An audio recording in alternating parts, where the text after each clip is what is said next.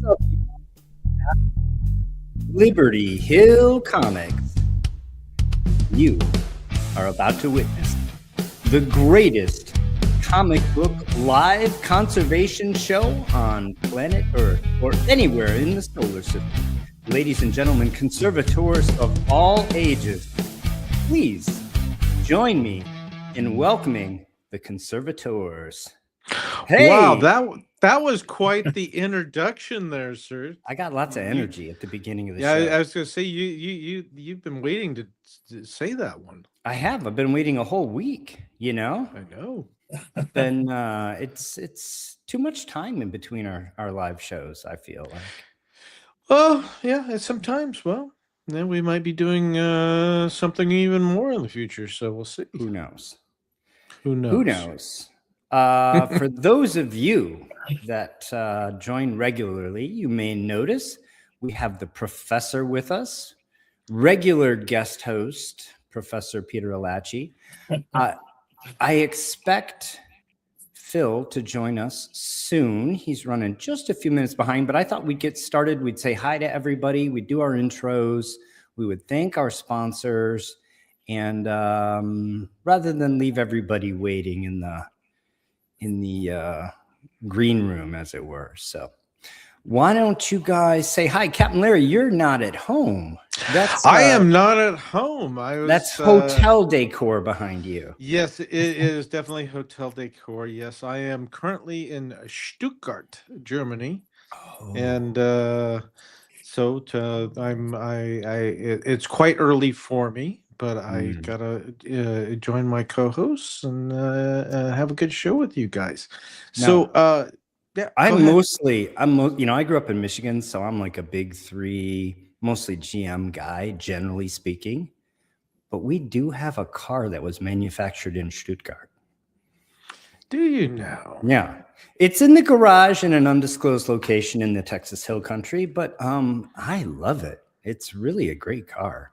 I don't know if anybody else has ever had the privilege of owning a Porsche, but well, this is the headquarters in the Mercedes-Benz, and so on my particular flight, which was canceled today due to inclement weather and all sorts of places, we are flying parts from Germany over to Birmingham, Alabama, where there is a Mercedes assembly plant.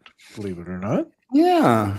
We do build Mercedes in America. I did not know that. Yeah. Actually, I think Porsche is the only one of the big three German manufacturers that doesn't build any vehicles in America. They're all still built over there. That's a Porsche culture thing. Everything has to be built in Germany. Yeah. Sorry for the interruption, but well, like I said, I just wanted to gush for a moment about the vehicle because they're pretty nice. Even for a GM guy like myself. As long as you don't tell me you're a Ford guy. Sorry, all you Ford people.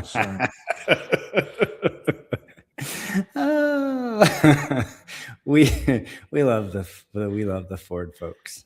But Captain Larry, tell us about what's going on. I know you have a lot of new content on your channel. I do.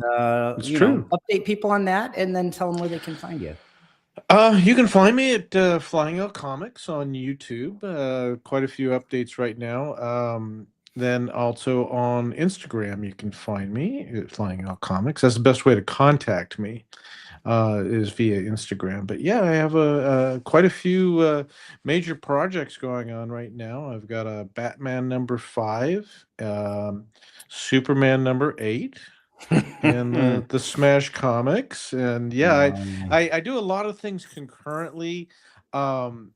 As we've talked about before, putting together these YouTube videos takes a lot of time, and so when I am home, I'll shoot raw video, then I take it on the road with me, like I do now, and then edit everything out. But I have probably 8 projects going at the same time, some of which I'm not filming at all. I just get them out. You gotta, sometimes So- you have to walk away from projects. Sometimes you need things to dry out. Yeah. Sometimes you need the paper to settle. All kinds of things can happen. Yeah. Sometimes Very normal. for me, I it's feel like. yeah. I'm doing ink removal right now from this Batman #5, which is it is a big boy comic, and it's had some challenges, but the ink removal is coming off. It's going really Um, well. yeah, it's looking good. Channel. Sorry, I So. saw the video on your channel from a few days ago, and you were using alcohol to take care and dabbing it, and using vacuum and all that take care of the color touch that you had on the Batman #5. You did a magnificent job, I have to say. Yeah. Thank you. Yeah, I actually have to give Phil some credit on that one. He gave me some advice on the ink removal, and he was spot on. Did have a little bit of an error where I had the ink bleed, immediately bleed through the back cover, and that was like, oh I my saw god, that. what did I just do? And so I think I've got all of the ink completely removed. I'm going to have some buddy take a look at it to make sure it passes muster at CGC for complete removal, right? Because otherwise, whatever's left over has to be, cut out basically. And that is Mhm. one thing I did not want to do to such a beautiful book. So Yeah. it does need a spine, so we'll be leaf casting a spine. But yeah, it's coming along. Then the Superman book is really a huge tear through the cover. That's come together really nice. It's a horrid spine roll. But there's just a bunch of things that are coming along pretty good, and hopefully it's educational for everybody. Oh, yeah. That's the main purpose. Single digit Superman, single digit Batman books. That's love to see books of that level conserved. So not very many people, doing that kind of content. So I love to see it. Professor, what have you been up to? I mean, I know you're teaching, man. Yeah, well, this week, yeah, of course, I managed to cut myself with a razor blade opening a microscope slide. No. But other than that, it was a successful week. We don't know about next week, of course, because of the snow. Yeah. So we have already about 1 foot of snow on the ground. We're expecting another foot by the time it's over. They're saying 24 inches altogether in the Salem area. So it's it was pretty cold yesterday, I have to say. It was like single digit yesterday, 7 degrees Fahrenheit yesterday. Today is like 26, right? So we've been on the balmy side, but it's really snowing hard right now. It was colder here in Texas today. We had 18. This morning, it was 18 with wind chill to 2. And I want to take this opportunity to say, I know there are some folks suffering in this weather, and our thoughts are with you. Hopefully everyone is safe and sound and sees this. Hopefully most folks are seeing this as an opportunity to just spend some time with family, spend some time shut in, watch classic movies and snuggle. Yeah. I'm actually... I'm in front of, as you know, this is my fireplace mantle. My ass is burning up right now because I have a fire. So, I'm doing it right. We always have. I grew up heating a house with wood. My brother and I would spend the whole summer cutting trees, splitting, stacking all the wood, and then we would spend the whole winter hauling the wood into the house and burning it. And I did that for years. So.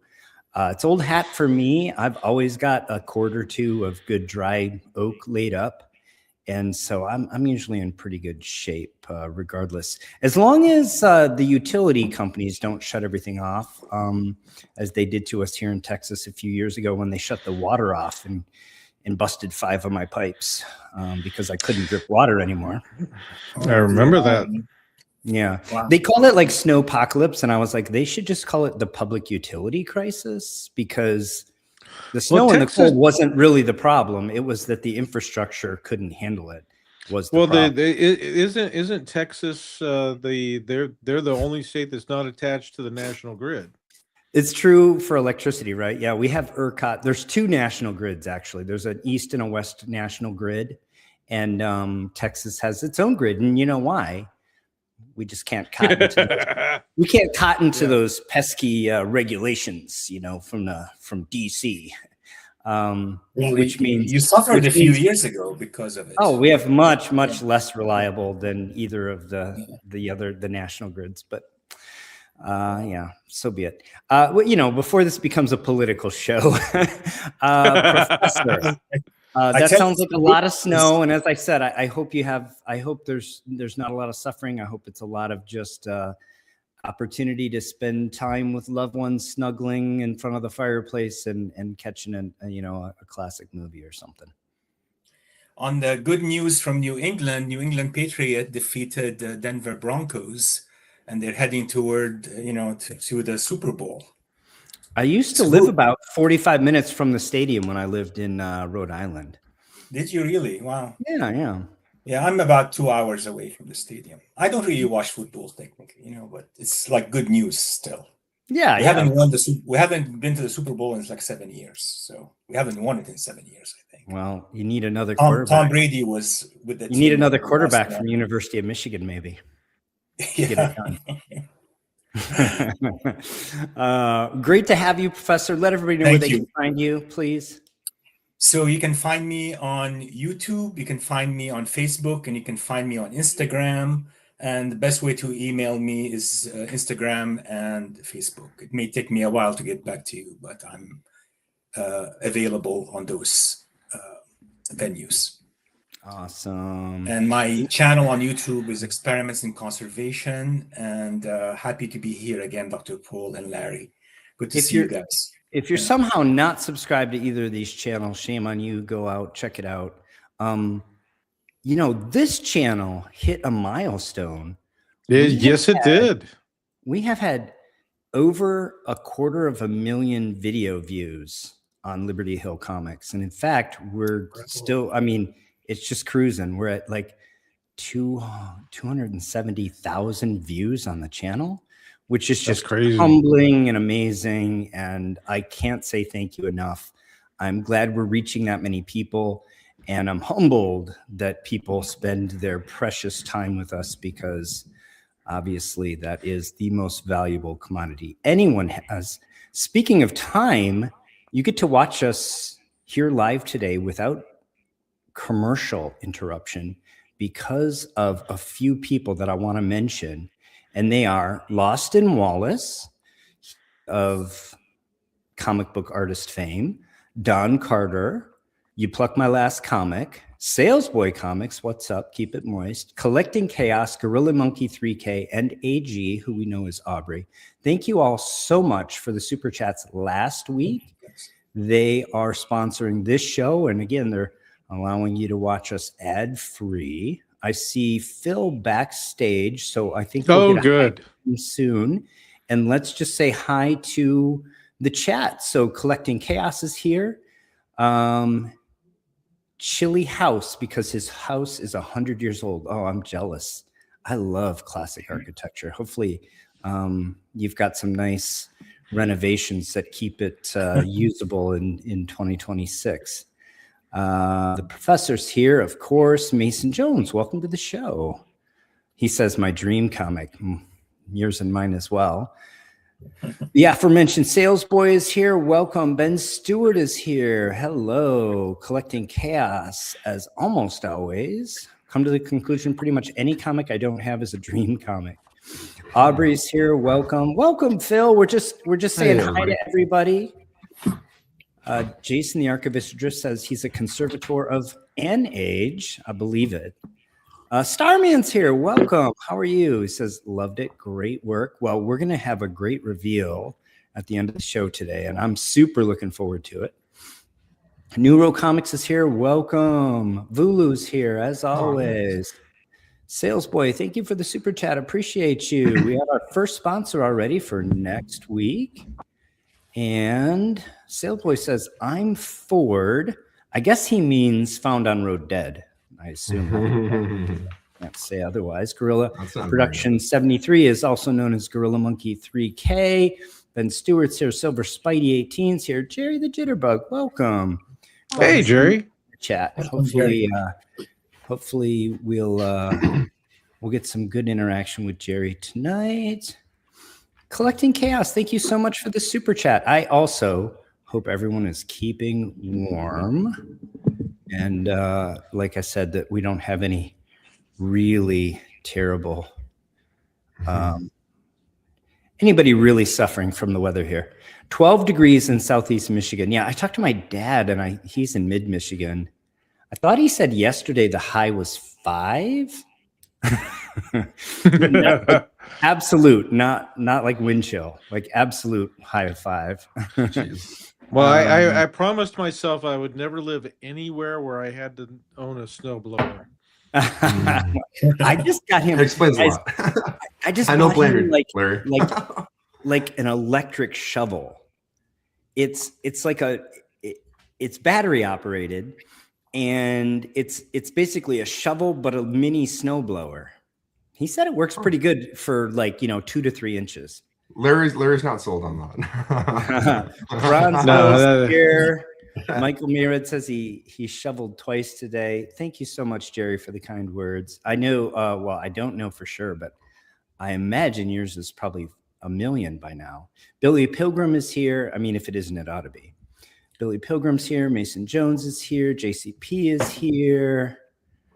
And I'm lurking like that. I'm assuming David has been busy, probably snow blowing or something all day.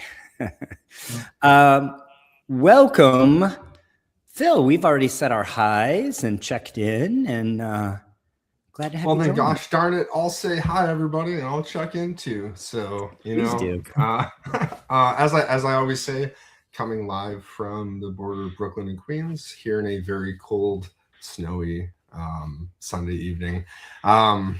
It's like real feel negative something out right now, so it's not the best conditions for going outside, but it is great conditions to stay inside and talk comic books. Woo! So this means that Sunday night means we get to talk some comics, and appreciate you guys giving me some time. I've been really busy today, and I had to make some slides for this cool book that I'm going to show. Yeah, well, we're looking smart. We're trying to stretch the opening out. Phil is the star of the evening tonight, so it was very important that he wrap it all up. Yeah, this was a must get done. And then the last thing I'll say is Phantom Comic Studios on Instagram is the easiest way to find me, or the website right beneath my name here. There's a contact form that'll shoot me an email there, and links in the description for all 3 of these gentlemen, by the way. And I guess I must have missed you pluck my last comic. He says he's chopped liver, so obviously my last comic is not chopped liver, but I'm only one guy and I'm just doing this on the fly. So welcome also to fellow hill countryman Phil Criminale. He informed me this week, by the way, that he's got snow tires on his Cybertruck. Oh wow! I guess, Nice. All right. Well, I think we've got all of the preliminaries out of the way, Phil. Should I can add it to the stage, or we can still all just be on the side left there, right? Yeah. I believe so. Yeah, I can do it if you. there we go. With the click of a button. This intuitive StreamYard is. I love it. Wow. Here is a book that I consider a grail for sure. Oh yeah, we've had this conversation a few times, but that is a blue chip grail for certain. Yeah, no question. First appearance of 2 of the founding members of the JSA. And although Flash had to leave for some weird rule that they had, that once he got All Flash, he had a solo title, he had to leave. But Hawkman is the chairperson, the chairman for JSA for most of the existence of the Justice Society. So obviously an important fellow. And then you have 3 other first appearances who, today are less prominent in pop culture, but important nonetheless through the golden age. This book is, to me, definitely one of the, I don't think anyone could argue it's not one of the top 10 most important comics ever. I don't know if people think it cracks into the top 5, top 3. I don't know. Thoughts? It's definitely in the top 10 for certain. Yeah. This is 1940, right? 1940, it says. It is, which is, as we know too, it means this book was on stands in like November 39, which is even kind of crazier to think about. Yeah. Nutty. Such an early comic book. Beautiful. I don't want to steal your thunder if you had a lot of history to talk about, but I just thought I'd give that intro. If you have slides to guide conversation about the importance of this book, or if we just want to wax this is poetic about it for a little bit. Yeah, it's more or less what you just said. I mean, just for those that aren't tuned in, because it is a book you see, but you don't see a lot, because I'll show in the next slide too. There's really not a whole lot. There's not a whole lot of copies for this being a first appearance of a major character, when you really think about it. So that said, as we just said, published by DC in January 1940, so it was on newsstands a couple months before that. It contains the first appearance of Flash, Hawkman, and a courteous nod to Johnny Thunder, Whip, and of course Shira Sanders. And it's got stories by Gardner Fox and John Wentworth, and the cover is by the legendary Shelley Moldoff, who is probably best known for maybe his Hawkman kind of stuff. I mean, Paul, I know you're a big DC guy, and I know you have feelings about Shelley. Yeah, so I mentioned already 2 JSA founders here. The longtime chairman Hawkman, but you also have Johnny Thunder and Shira Saunders, who later become members of the JSA. So in total, you have 4 members of the JSA making their first appearance here. Shira Saunders, of course, Hawkgirl, later in All-Star number 5. I guess for me, one of the other really interesting things about this book is, DC Comics at the time was All-American Comics and Detective Comics, National really, and they're being co-marketed, but they're technically run as separate houses, and they're separate entities legally, right? And so you have this arm, the All-American arm, that produced ultimately All-Star Comics and JSA, and that's where you see all the members of the JSA born, right? Where we get the Spectre and Dr. Fate, where we get Flash, Hawkman, Hawkgirl, where we get Johnny Thunder, where we get Green Lantern, later the Atom, etc. And so for me, this is interesting as a contrast, because this, at the time, you can think of it as, it's not even really a sister company to DC at the time. It's just this loose conglomerate that's being co-marketed with Action and Detective and Superman and Batman.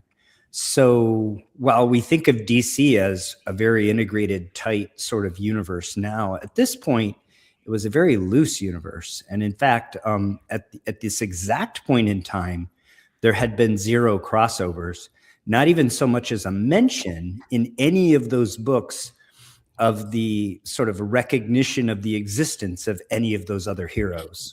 So, Flash does not acknowledge that Superman exists or Batman, etc.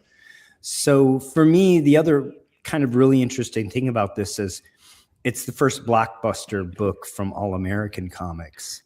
And so I think from that perspective, it has, if you view it through that lens, it has a little extra special meaning from my perspective. Nice. Let's look at the census. So in total, 99, just under 100 total copies. 56 of those are universal. There's 2 qualified, 1 conserved, and 40 restored. And I think it's notable too. It's a nuanced kind of thing you're looking at here, because while there's 56 universal, if you got 7 that are a 0.5 grade, you can assume that those are universal and unrestored, but incomplete copies. So really, if you deduct that, you're talking under 50 complete unrestored copies of Flash Comics 1. That is, I know, Jason, it's not 12, but but for a a first appearance character like this is, compare that to Spider-Man or any of the superheroes from the 60s, thousands of copies. So for such an iconic book, this is, if you're gonna find one, you got a 50-50 shot the one you find is probably restored. And then so again, in context with Action 1, Tech 27, this is right in that same ballpark. Fewer copies of All American 16 exist, or have been preserved, I guess I should say. But it's right in that same ballpark. And then it's again, they're on that first tier threshold where, All-Star 8, Captain America 1, those books are the next tier in terms of they have approximately double this number in the census. So these are truly grails. And I'm super excited to see what you've done with it, because I know from talking to you, Phil, that you put a lot of work into this book. And so this episode's going to be a little bit of a restoration, removal / conservation tour de force, because so many things have been done to this book. And I'm super excited to see the reveal. And so that's one of the reasons, folks, if you looked at the thumbnail has the before image. That's as the book existed when Phil got his hands on it. And we expressly didn't show you the final. I think probably after the episode, after the reveal, I'm going to change the thumbnail to show the final result, because it's so amazing. Nice. But for now, everybody can guess what it is, and we'll do a little chat participation before the reveal. Just for some shameless self-promotion to my Instagram, if you're one of those people who, if you are watching a movie or TV show and you just can't help yourself and you got to go on Wikipedia, the plot synopsis and everything, you can go to my Instagram and I post it the day after. So if you really can't help yourself and in the next 30 to 45 seconds, you got to see, you can, just saying, you can even like the post, you can leave a comment, you can tell me that you think my face looks funny and I did awful work or whatever you want. But you can also do that after the show and preserve the fun. In the chat. Exactly. You really should do it after the show. Don't listen to me.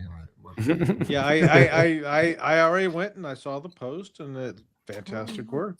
Oh, thank you, sir. Thank you, sir. Our viewership just dropped off by 10 people. Yeah. I'm kidding. Let's jump in. So I always like these kind of photos showing it is kind of I'm privileged to get to crack out books from slabs that are higher values, especially a book like this. This is one that I took some B-roll reel and took a video of me cracking it out, because it's, to me, I do this professionally and I still recognize that it's not really normal to get to crack out and handle a book of this caliber. This is a serious comic book. I really view this as like a historical artifact. I'm like, yes, I know it's a comic book, but it's which version of the slab was it? When was it graded? Because some of these slabs are easy to open, some are just horrendous to open. Yeah, I think this, just judging by the way the label is here, I'd assume is probably in the last 10 years. I think now we couldn't check because I believe this has been removed. The original label has been removed from the census now. But, very interesting aside here. I don't know who's seen Selling Superman. If you haven't seen it, you definitely should watch it. It's now on Amazon Prime for any subscribers, free there. And Matt Nelson cracks the Superman #1 7.0 that belongs to Darren. And he does it off camera because apparently their cracking and opening process is proprietary. He would not let Adam film it, Huh.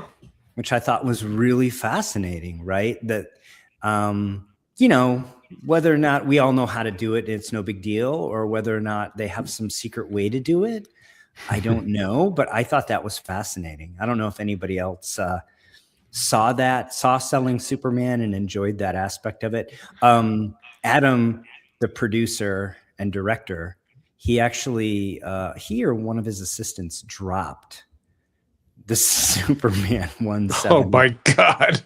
And Jeez. they cracked the case. Darren was beside himself.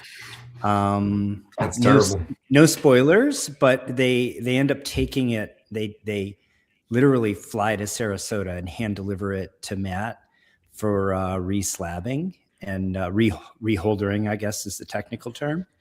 And they film as much of it as they can. But again, yeah, interesting to me that they would not allow cameras to film Matt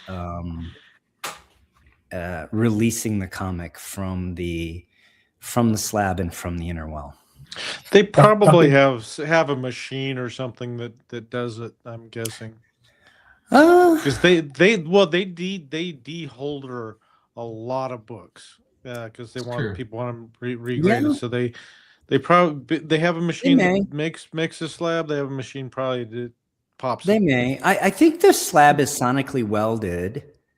It is. But I think the impression one gets from watching the film is that Matt's just doing it at a tabletop, just off I camera. assume, yeah. Well, if I assume, But maybe to your point, though, Larry, it would make a lot of sense, and maybe they do have a machine. Maybe that was done for effect.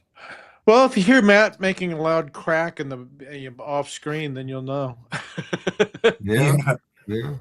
I've only ever seen it done one way, so I'm sure while it's in the same way where some people that do pressing are like, it's all proprietary, we can't show you anything. We know that it's humidity and pressure, and there's only so many ways to open a book. Yeah, I show it on my videos how I open it, and I actually just pop the corners with the screwdriver, and that's it. Have you guys seen that one where people just literally slam it on something and it cracks? Yeah, Jeff Itkin did that. I saw Jeff, but I don't think Jeff. Golden Age. Yeah, I watched Jeff do it. He smacked it on the edge of a table, and it shattered. And yes, they did get the book out, but the shards went everywhere. Yeah, it seems crazy to me. Yeah, Jeff was I guess I don't think Jeff invented that. I'm not, but I don't know who. No, did. he saw somebody do it. Credit to whoever did. it. But it's very interesting. Jerry thinks they were just trying to create drama. I don't know if he knows. Jerry, you know anything about that, Jerry? Right. Just trying to create drama where there is none. Let's look at this. Here's the not as often seen back cover, which is not as glorious as the front, but still half the book. And that said, you can see really how this book got a 7.5. While it's restored, I mean, just look at this thing. It's like it presents beautifully. It's amazing. Yeah, it's got that staining on the bottom right. A little bit of wear on the bottom of the spine. And we'll see a little bit later on why it was capped despite the restoration still. But man, what a nice book. What a nice book. I mean, you see some copies of this, especially lower grade copies, and they are complete and they have eye appeal, but not this much. This is quite a lot of eye appeal for this book. Welcome to the show, Mike. Glad to have you here. But dun dun dun, here's some of that nasty. Here's some of that stuff that was done very favorably 30 years ago. But now we look at this and say, why? Well, this is a great example of using an ultraviolet light for detection. So oh thanks. I thought this was one that I was really not to toot my own horn here too, because I on one hand I'm mad I don't have the Q-tip photos, like the stacks showing the color touch being removed, but I have really good detailed photos of this blacklight illustrating clear process removal of the color touch, which I'll get to. So Yeah. if you don't know what we're talking about here and you're new to looking at a book under blacklight, what we're talking about might just seem kind of up in the air. But just to clarify here, right? So look at the left photo. If you see the circle that says Hawkman there, just to the bottom left, there's a darkened area, and it goes over where it says the, and once you see it, you can see a clear delineation of that dark area against it. It comprises the orange, some of the white streaks, the area of the, and then if you work your way down, you can see more in the green strip. Mm-hmm. And then on the right, what you're looking at is the inside of the back cover, and along the spine edge, you see color touch there. Yeah. So I always think it looks like kind of muddy. This kind of, to me, it looks like there's something like some clay smeared on there or something that doesn't show up under regular light. Also, there's some people that argue that black lights are useless in detecting color touch. I mean, they're not perfect. You can have color touch that doesn't show up like this, but you often get color touch showing up like this. So if you've heard somebody make that argument, I don't know. I don't want to disparage anybody, but it seems to me that they're just not very experienced if they're making that argument. Well, the other thing about this too, these pictures that we're looking at right now, this is what the digital camera sees and projects to us. What you see with your naked eye using the ultraviolet light is much more clear and prominent, much more obvious. Yeah. Right? It's really really much hard to get photos that show this. If you're taking I- photos I- like this, I've not you're had it's anything so- weird angle. It's yeah. one of those, it feels weird when you're doing it, but it looks good when you're looking at the photo. So Yeah, you got to get a special filter or something. I don't know. Why would they do a color touch on the back of the cover? That's kind well, of weird. we will see why. And honestly, after the removal, I hit a point where I was like, am I seeing what I think I'm seeing? And then once it was removed, I was like, oh, that is kind of cool, actually, reverse engineering this color touch and seeing the previous state of the book and why the restoration was done to begin with.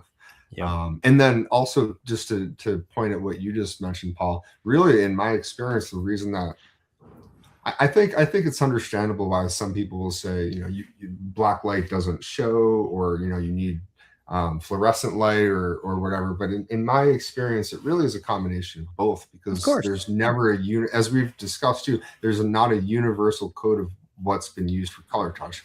Primarily, yeah, we see a lot of acrylic, but not necessarily. And sometimes people would just remember in the 90s, just as an example, like I taught secondhand under one of the first guys that started doing this, Bill Cyril, and he was using and teaching people, showing them how to use K2R carpet cleaner to remove stains from books. So, there's some stuff that, while it can be beneficial and work, there's just better ways to do things, safer ways to do things now that keep the book's integrity more in mind. And Jerry's question here is prescient, right? So before you start to attempt color touch removal, you've got to figure out what kind of color touch you have. Right. Yeah. Oftentimes color touch, even if it's bled through, you're going to have to excise it. Even if it hasn't bled through, oftentimes you're going to have to excise it, especially on Silver Age, Bronze Age books where the paper stock is thinner. You can get away with scraping more on Golden Age books and salvaging paper underneath, but you really can't get away with it so much, even if it hasn't bled through on Silver Age books. Yeah. So that's not all though, man. This thing had a lot. Just remember, so this thing was a 7.5B3, and just to re-detail the notes of the restoration, right? It was, just to be clear, color touch, spine split sealed, cleaned, reinforced, and staples replaced. So the 3 is color touch. That's why this book had a 3. The 3 isn't because of the because of the spine split seals or the cleaning or the reinforcement or the staples. That's the 3 is specifically color touch. If there wasn't color touch, this would have been a B1. So remind us, ABC is professional, C is amateur, B is in between, and 1, 2, 3, 4, 5 is the amount. So 3 is, I forget, is it moderate? Is that what they call it? Yeah, moderate, somewhere in the middle. And, Yeah. and we can see here this does comprise quite a bit. And it really can also help to illustrate how even a 1 level, if you're taking a percentage of what we're seeing here, can still add up to be a little bit more than you may imagine it to be. So Sure. on the left, you see the inside front cover, so you can see more color touch along the spine there. And then what you're seeing on the right is the first page open. So you're looking at the inside of the first wrap, and the first wrap also had reinforcement along it. Right.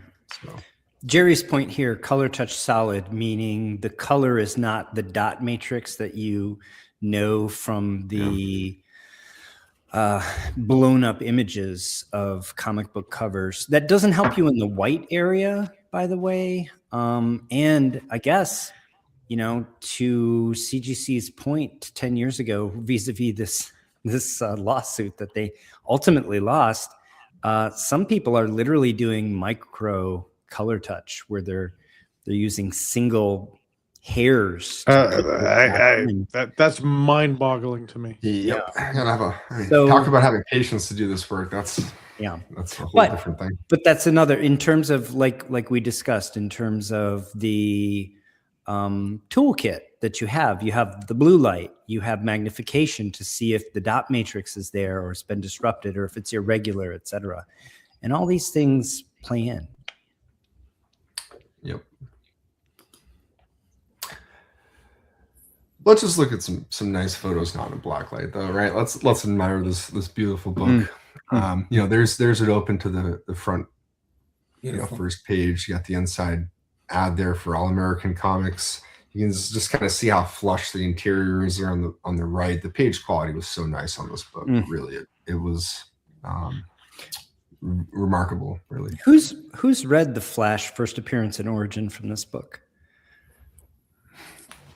Not me. I can't say I read it. I'm familiar with the plot itself, but not with this. It's actually pretty hilarious. And his love interest here chastises him. Doesn't want to go out on a date with him, huh?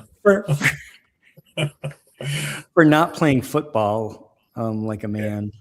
It's hilarious. Actually, go read it for sure. It's like Clark Kent and Peter Parker. They were great. And Jay Garrick. Spend your time doing something like a real man, like playing football today. Here's just some nice photos, just in incident light, and showing the inside ad on the back cover and how nice this book is kind of sitting. Just before I got to really get to work. It really is. Yeah, it's such a sharp copy. It's a beauty.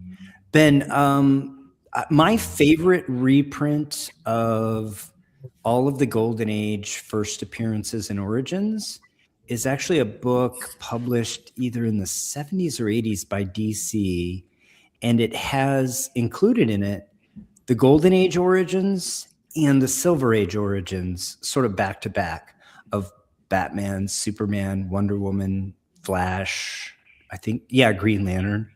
Highly recommend you find that used. It's a very inexpensive book, and I like how it contrasts with some commentary from the Silver Age creators, and it also goes into the details behind, like Wonder Woman actually has her origin is reprinted 3 times in the Golden Age with new material each time, and highly recommend that book since you ask.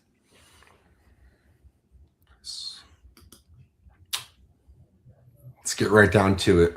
Had to take those old bad 90s staples out, get the cover separated from the interior, and so this was staples replaced was one of the comments on the label, if I remember correctly.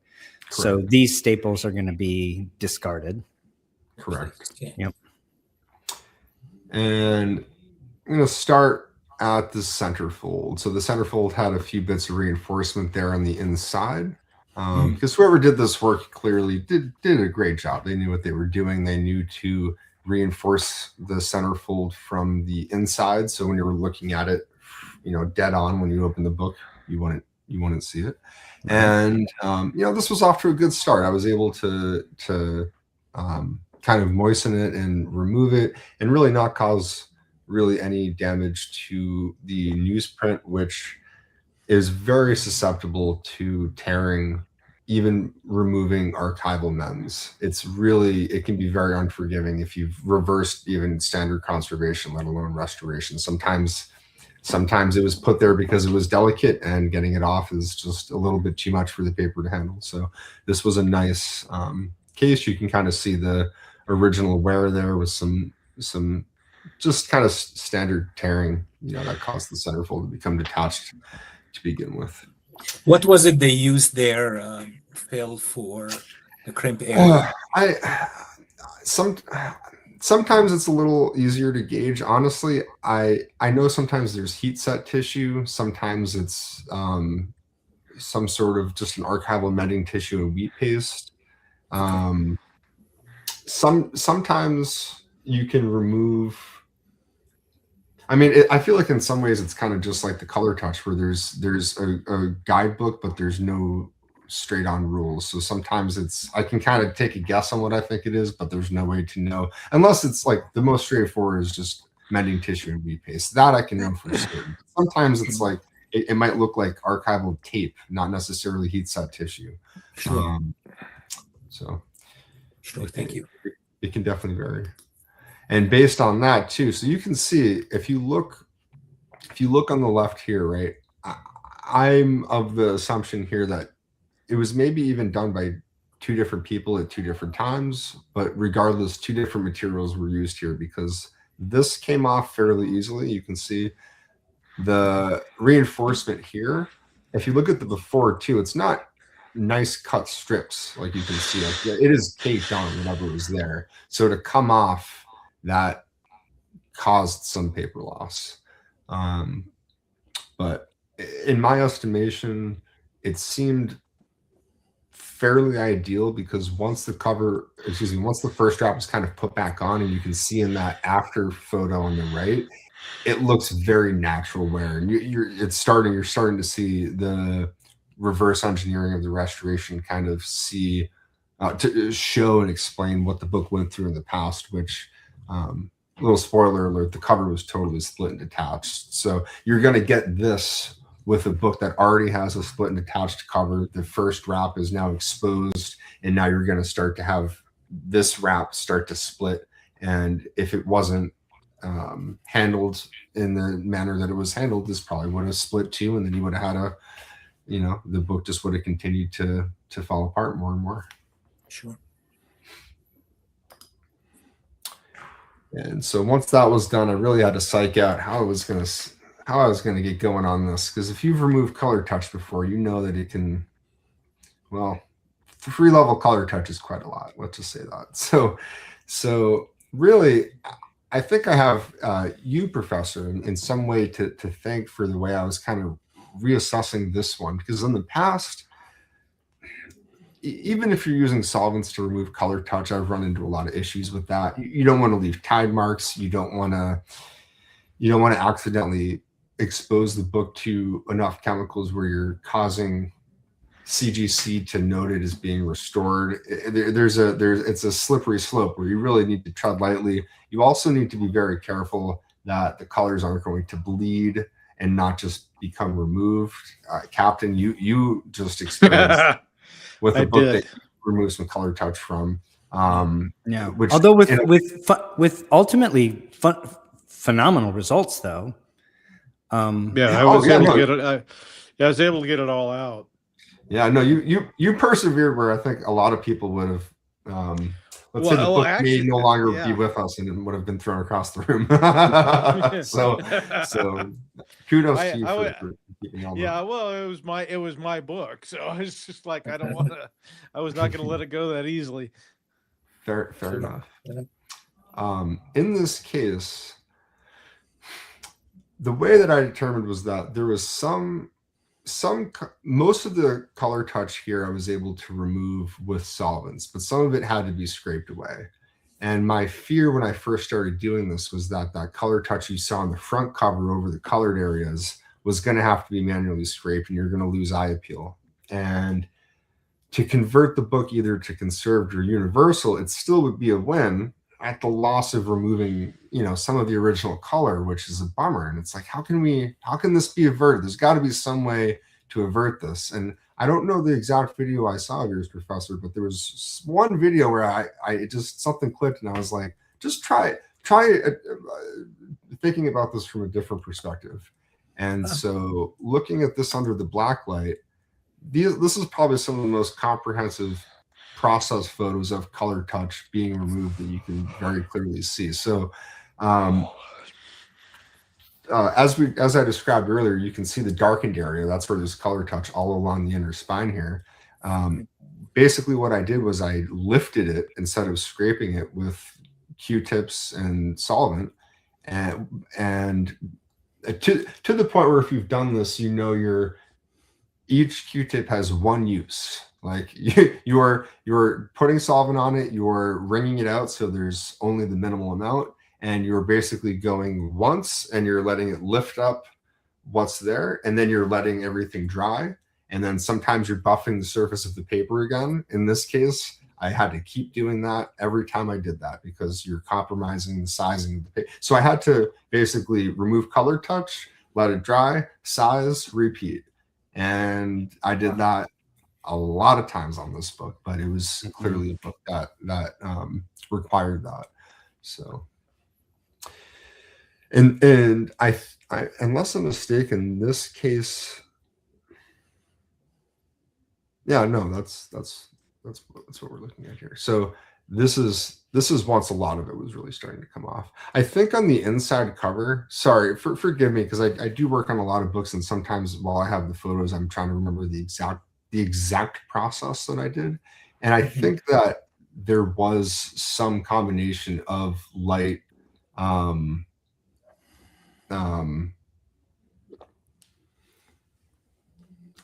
scraping, for lack of a better word, of some of this. So this wasn't all just being removed by the solvent, but it was mostly being removed by the solvent. Yeah. Hey, Don, welcome to the show. Jerry wants to know if you're going to share the solvent you used, and then I have some follow-up questions. I mean, I'll be open. It was rubbing alcohol. Yeah. The white, ordinarily, what is color touch on white, right? Like I've seen whiteout used. Yeah. But what else do people use? Do they use pastels? Yeah. Acrylics are the number one thing that I encountered, but I've encountered stuff where I'm not exactly sure what it was, nail polish or something, like there's people who've used some creative things over time. So it can be kind of tough to tell. Whiteout, you can scrape it actually off very easily. Yeah. It dries out and you can just like scrape it off.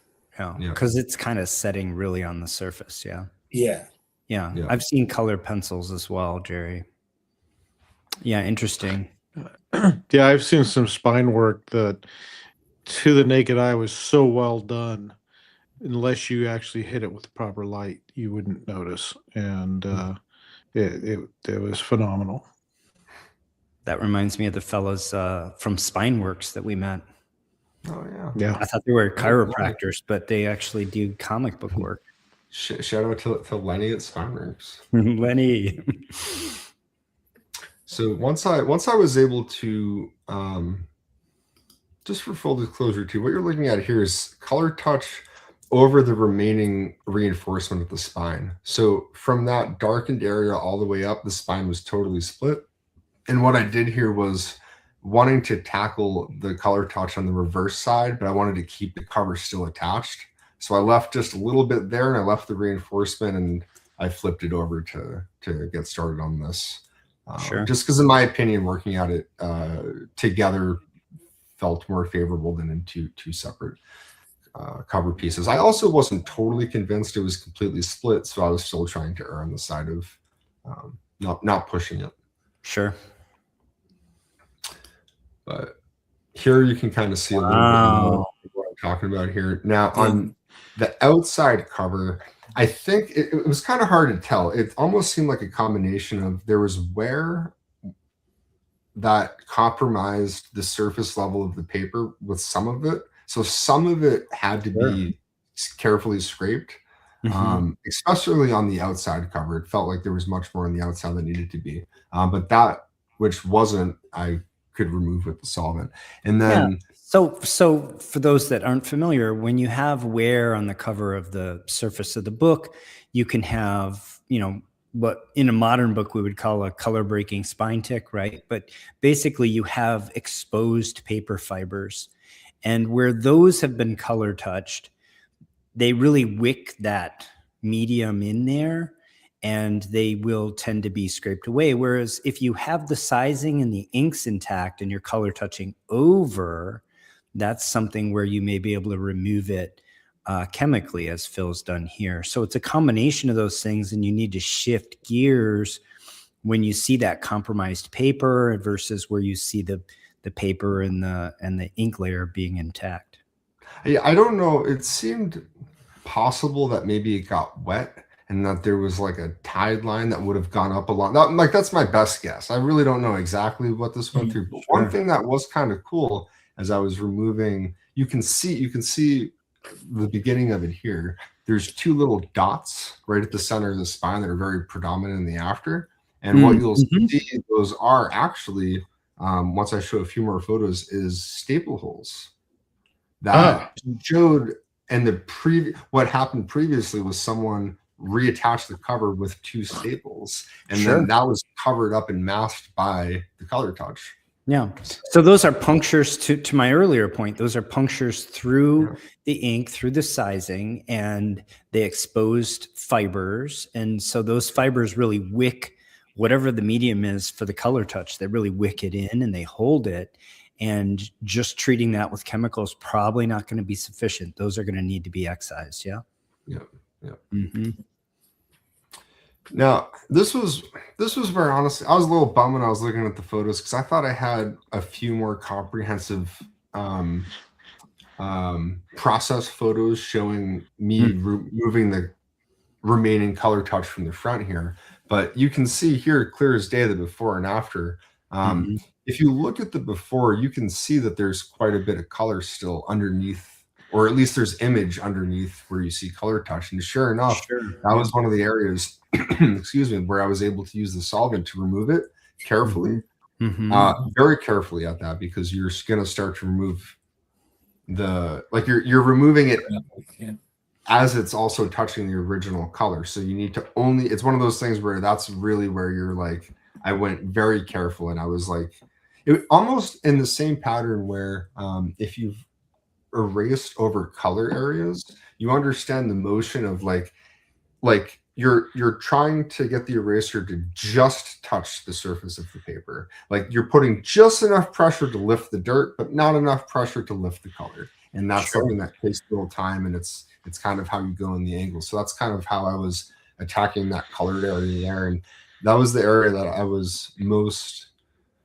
that I thought was most susceptible to color loss. And again, it would have been, converting this to conserved while losing that color still would have been a win. But it was very nice to be able to keep that much original color in that area,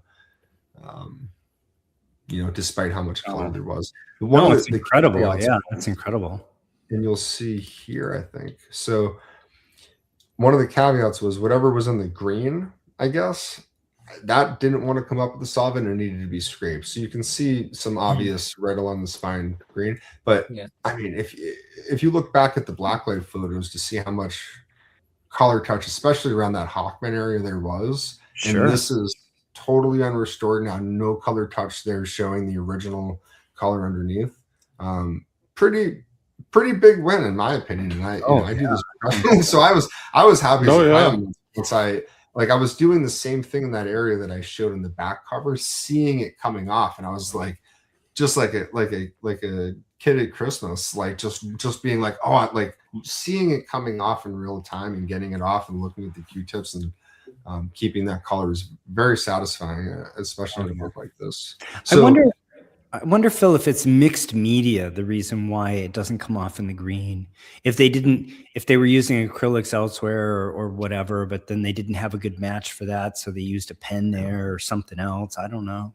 If you look on the right now, you can see two different sets of staple holes with what look like Sure. evidence of an old piece of tape that was right over it too, which Sure, is yeah. Yep.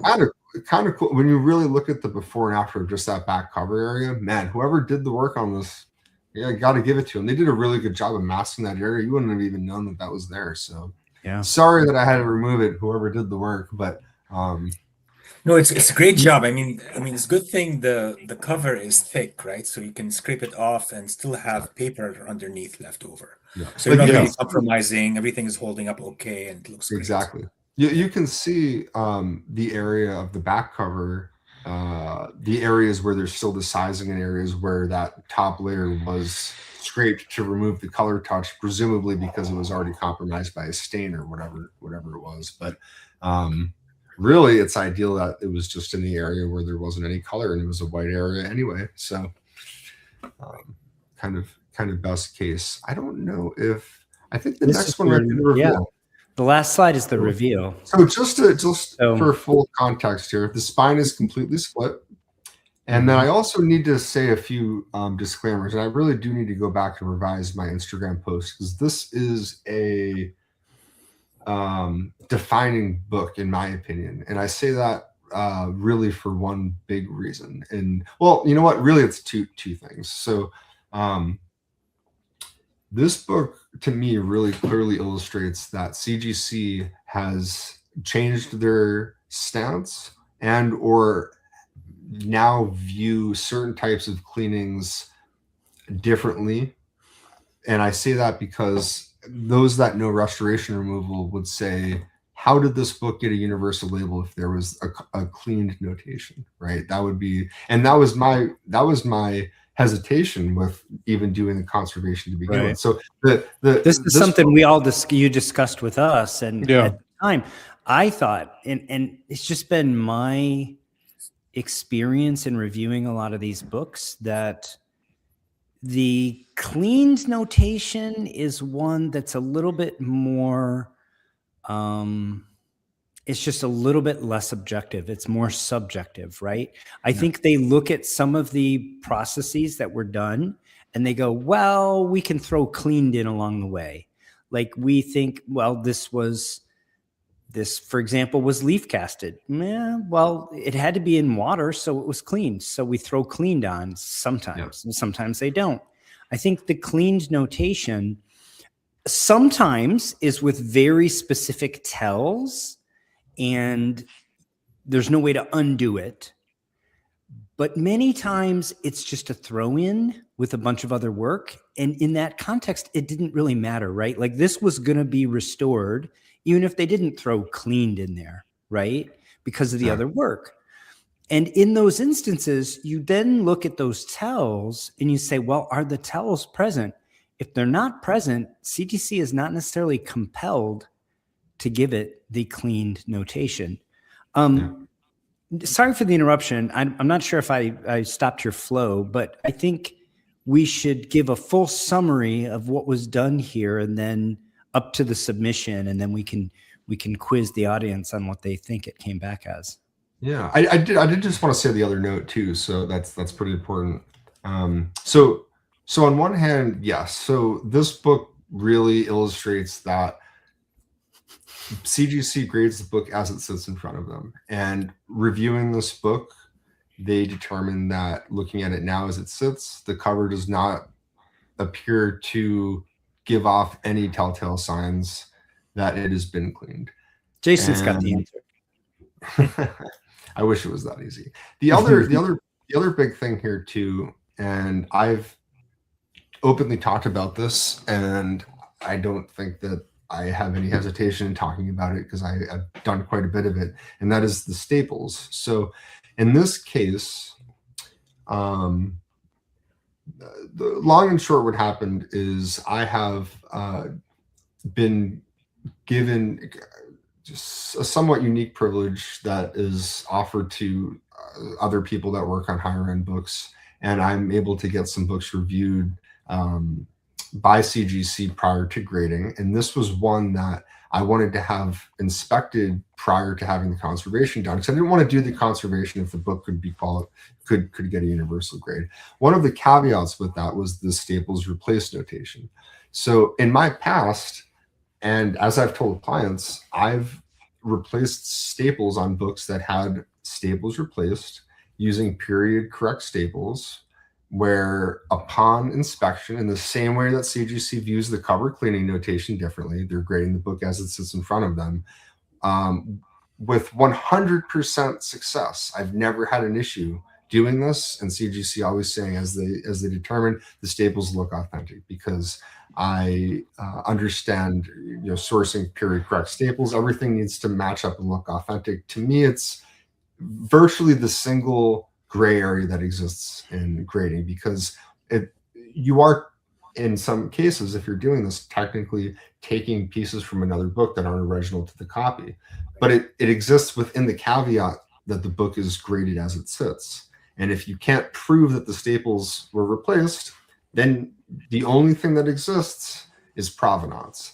And that's a case and a lesson to be learned in this case, and that is that there is a caveat to replacing staples, and that caveat is if a book has provenance and is known, CGC as of right now has a policy where they do not agree with my stance on staples being replaced, which I understand. Maybe they'll change that in the future, but as of right now, because of their policy, this book was actually able to get the green light for a universal label saying that the cover is no longer being viewed as cleaned, but that the staples would have to be removed that were in it for it to qualify for the universal label, because they said that as it was graded before, the staples were replaced, therefore the staples have been replaced in the book, and there's no re-reviewing that.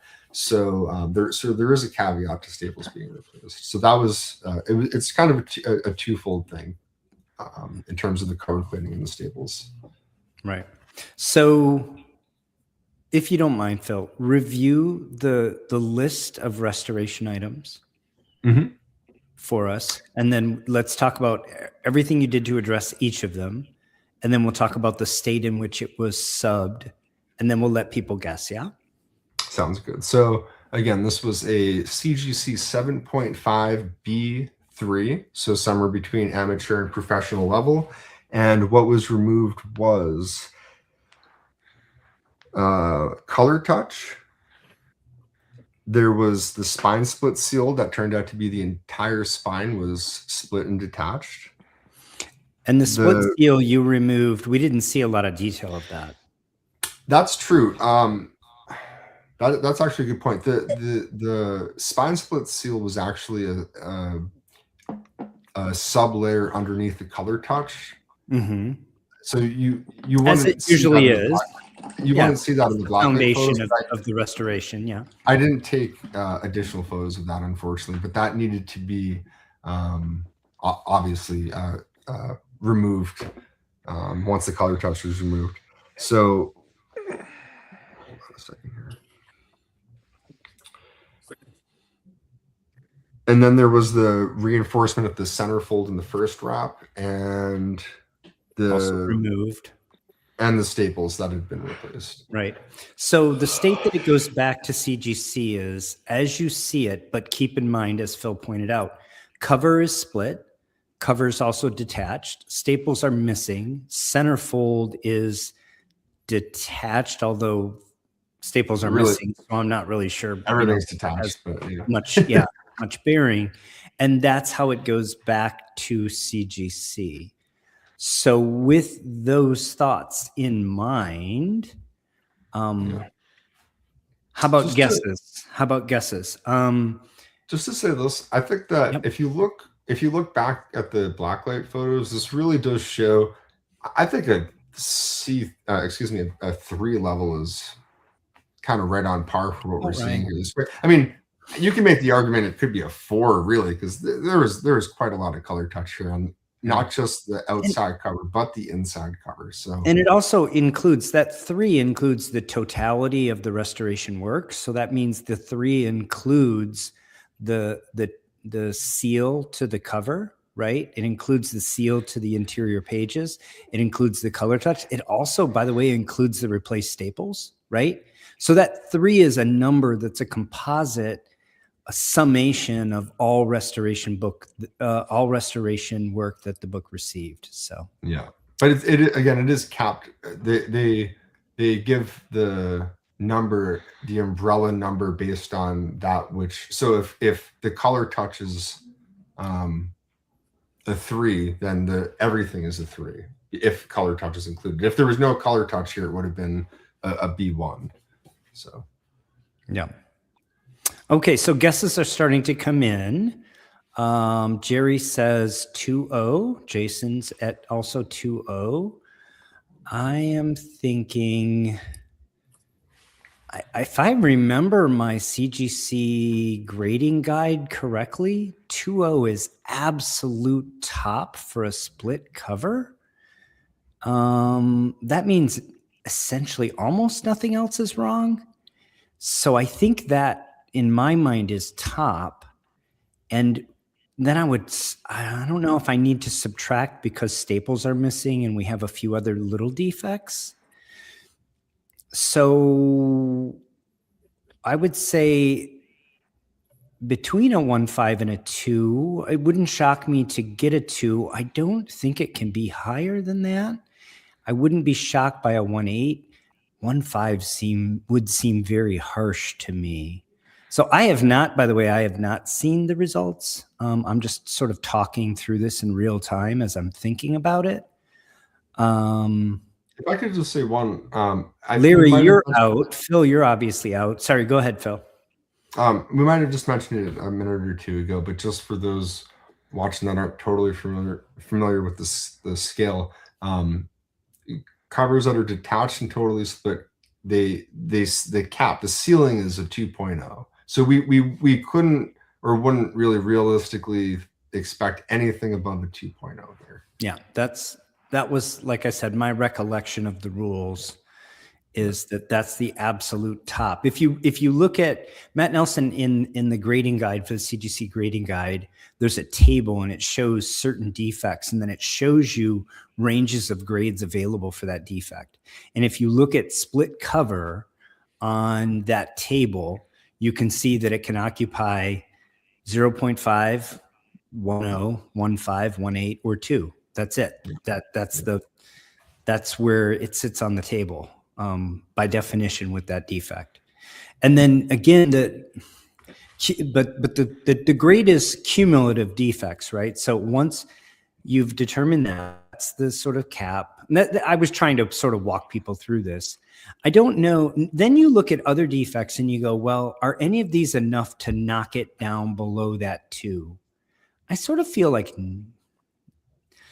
not. The staples are that's kind of a big Staples deal. are kind of big, and that's why I said maybe because the staples are missing, I could see a 1.8. Again, I feel like a 1.5 is harsh just because I think if you put this up against any other 1.5 that you could conceivably put in front of it, this is going to be the best 1.5 on the planet, if in fact it was a 1.5. And so I tend not to try to grade things as outliers. I'd rather see them kind of in my mind when I'm integrating all of the defects, I'm trying to put it in the mid pack, right? So anyway. I do want to just, before the reveal, this is a great point, Jason. And just to say this here, the client who frequents this chat often, AG, who owns this book and has posted it on his Instagram here, he is very open to the idea of conservation. It's really just strictly from an equity perspective. And maybe I'm misspeaking here, but to my understanding, the big thing here was, at least for right now, maintaining as much equity in the book which is possible. But really, he I think is like me in that he finds it a bit silly that the staples would have to be removed to get the universal. That's one caveat. But really, it's cool that this can be is prepped. Like this book for the future, if if it makes sense from an equity perspective, this book could be leaf casted and conserved and get maybe like a 5.0, Jason. So a dealer's owner's choice here on what would want to be done on this copy, at least for right now, though. Sure. The universal was the thing to keep. Well, and I guess we should talk about that before we do the reveal. So the goal was universal. I think the presumption in most of our minds is that you accomplished that. But back to the earlier point you brought up, this said cover cleaned in the original notation.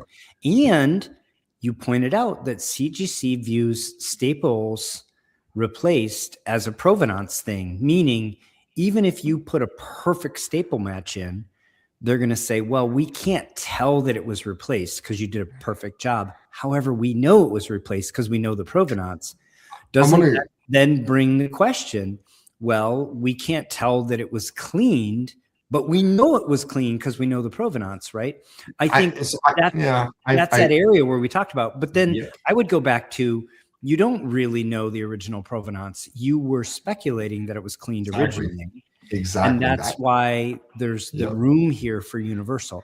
I think we're all sort of assuming that you did it, but I guess we could have had the conversation if anybody who thinks that it's that it's not universal, that it's restored or conserved could pipe up. One of the comments that Jerry left was that it's cover washed here, that this is that the cleaned notation came from washing the cover. So I guess we're sort of presuming that you overcame that notation based on everybody's guesses here. But that said, I think anybody else want to make a guess before we do drum roll and reveal here?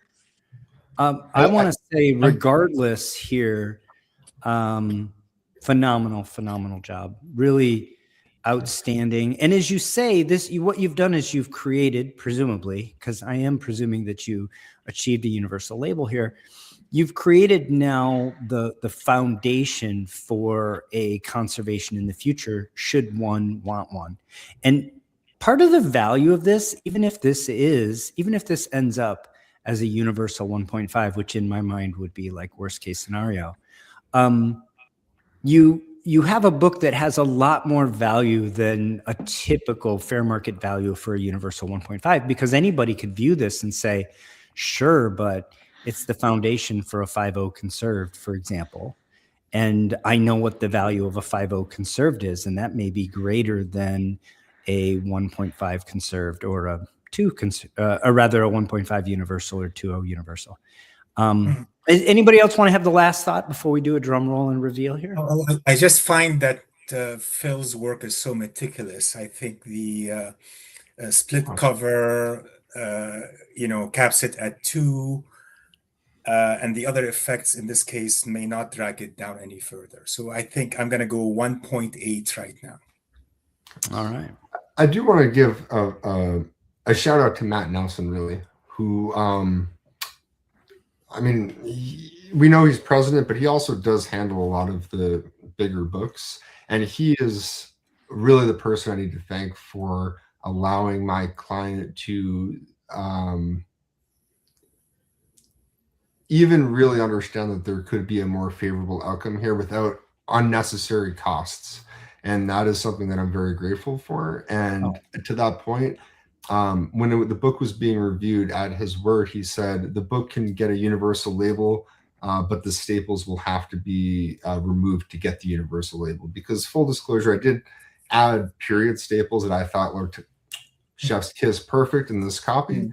And I thought that it would be acceptable to keep them in. But to get the universal label, according to the previous provenance, that was his determination. But even still, for him to offer that and to do it and extend that and get this in a universal label, I'm very grateful for. Oh, yeah. Matt is so generous with his time. He's so gracious. He's so unassuming. He's such a true fan. He is. I mean, I really have positive things to say about him, and he's helped all of us. Yeah, he's cleaned one of my books for me. You know? Yeah. Hey, I was working. I went ahead and cleaned your back cover for you. Okay. That's wonderful. Yeah, if anyone has qualms about what Matt's doing in CGC, all of us here can probably attest that he is in it for the love of the books, and he really is a great resource. And I am very thankful for him. He enjoys working on books, not just grading them. He enjoys the actual work and seeing what they look like after they're done. Yeah, absolutely. All right. Well, I think without further ado, I'll do the drum roll if you want to do the slide. All right, there. Ready? We got the bongos. Here we go.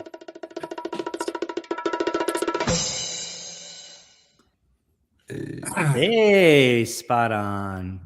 Congratulations. I do want to say my first thought when I got this grade was thank you for Professor for being the catalyst for me saying, maybe I should tackle this with the solvent instead of just scraping, because undeniably the difference between a 1.5 and a 1.8 here is because all that color I got to keep on the front cover that would have come out otherwise, and that would have been the difference in eye appeal and in technical grade. And on this book, that would have been the difference of tens of thousands of dollars. So I'm sure AG's very happy. I'm very happy. I think it came out looking great, and I think that the grade is very fair. I mean, who would not be over the moon to have this book in this condition in their collection? Beautiful. Oof. Well, Aubrey is in our audience right now, and I want to say congratulations to both Phil and Aubrey on this book. Absolutely. Yeah. Yeah, absolutely. And thank you so much, Gorilla Production 73, for the super chat. We appreciate you. He says, bravo, Phil. Bravo indeed. Thank you, guys. Lots of congratulations. Mike says congrats. Jerry says nice. Good job. Beautiful. Wow. Everybody's kudos from Morris, who's joined us. Welcome, Morris. And AG, the aforementioned owner, says bottom line was Phil was able to nearly 3x the equity in this. Wow. Oh, you know what? Before we read that, let's go back to, I think, here we go. AG says, I use the knowledge from this show and other people's work on this show, plus Dr. Paul's and Shelby's book, to purchase this, a likely conservation but remote universal book. So point being, AG actually set out to purchase a book where he thought there was upside equity using techniques that we promote on here. And again, I certainly don't claim to be an expert in this field. I am an expert in devouring a literature and then summarizing it for other people, which is what Shelby and I did in this book right here. And I am so thrilled that people are using those techniques, that the book in some way has helped some folks, and that everybody in this community has contributed to that book, including the professor and Larry and Phil and many of the other viewers here on the channel, and obviously Jerry and Matt Nelson, who wrote the foreword for us. So, point being, AG set out to buy a book where there was the potential for creating equity using some of the techniques that we have been championing. And his estimate is that the equity was threefold increased by Phil's work here, which I think by any I agree as well. By any metric is a grand slam, but especially in a book of this import. And not for nothing, but that census, you did of course send the purple label back in, Phil. Oh yeah. I mean, that was part of the predetermined provenance, so that was So the census net did not change, but the restored copies was decremented by 1, and the universal copies increased by 1, which warms the cockles of my heart. Anybody else's cockles warmed?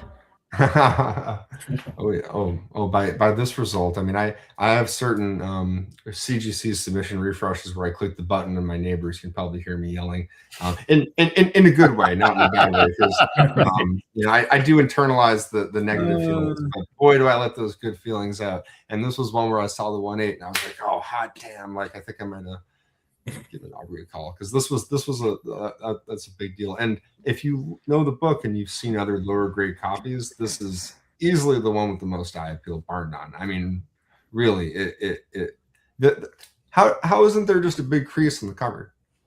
I mean, you know, things where it's like it easily could have got that over its lifespan, but it didn't. That's crazy. Yeah. And to the point earlier, I think, like, again, anybody sees this foundation and says potential, 5.0 conserved or in that ballpark anyway, and then you could start to look at the fair market value of the conservation, and you can make a decision. But for now, I mean, it holds the equity very nicely here, and it's got to be, if it came to auction, this would for sure shatter all records for fair market value for a 1.8. Like, not even close. I would. It presents so well. Yeah. I would bet quite a bit on that. Right. Yeah. So congratulations again, Phil and AG, longtime supporter of the show, Aubrey, who trusted you with this book, and we thank him for it. We thank him for taking a chance with you and taking a chance with this book, and for having the foresight to see, because I think I apologize, I forget who commented, but it might have been Jason. Once you cracked this and you saw the extent of the work and you saw what was going on there, I mean, some part of most of us would say, did I bite off more than I could chew? Should I just put this back? Put this back in there? Can it just stay a 7.5 restored, right? So it takes a lot of confidence and a deep skill set to do what you did, and again, it takes also a lot of trust for somebody to empower you to do that. So thanks to both of you guys. I to thank the community, honestly, because this is what helps me get my extra R&D that I don't get as much as I used to when I first started. And I was more proactive in doing experiments and testing new things. And really, as a professional, what's so cool to me about this is that it opens the door and reduces the percentage of risk on a potential job. And what I mean by that is there are several factors to what I do. It's, can I do the work? But also it's kind of my responsibility often to say, does it make sense to do it? Does it make sense to do it from the integrity of the book? Does it make sense on an equity perspective? I can just do it, but that doesn't always mean that that's the right decision to do. So in instances like this, now I know that if I see a book like this that has a covered clean notation, we can expect that it might come back, or that a conserved route would be the most realistic scenario. In a case like this, we could still assume that remove all of the color touch, the reinforcement, and then leaf cast and conserve it since there's the cover clean. But there is a case that the cleaning could be re-reviewed and that a universal label is possible, and that makes it where the when you're on the fence of, does this make sense to crack and maybe look at the work, it really makes it a little bit easier to say yes now in books that you may not have, because if there's a chance that you could go universal, especially on a book like this, it's like, well, let's maybe take that chance, and then worst case, that opens up a small door of possibilities, which is pretty cool. And I think that's the mark of a professional who doesn't just take work, but who advises on the value of the work and the pros and cons and the risks and etc. So again, well done. Great job, Phil. I think I think we could have done an intermission where we told everybody to give this video a thumbs up, follow all the folks involved here. Leave a comment. Leave a comment on the video afterwards. Yeah, absolutely. We We could have appreciate taken that. a break to do all of those things. We could have taken a break to tell you to come check out the Facebook group, the Comic Book Conservation Community. We could have done all those things, but we didn't. But you know, we'll end the show as we always do with gratitude. Thank you all so much for joining us. Thanks again for the sponsors of this episode, who we mentioned at the beginning of the cast. And thank you so much to next week's sponsors who super chatted us this episode. Salesboy Comics, keeping it moist, collecting chaos, hoping everyone's keeping warm, and Gorilla Production 73, also known as Gorilla Monkey 3K, who says, bravo, Phil. And with that, I would like to extend my own gratitude to my co-hosts here, regulars Phil and Larry, and guest host Professor. Everyone in the chat, really appreciate the lively commentary. Special thanks to AG for trusting Phil with this book and for allowing him to share the results with us and the process, which not all owners are willing to do. And that takes also a little bit of courage and trust. So we appreciate all of you. Thank you all for being here. And until next time, take care of one another. Good night, everybody. Bye, everybody.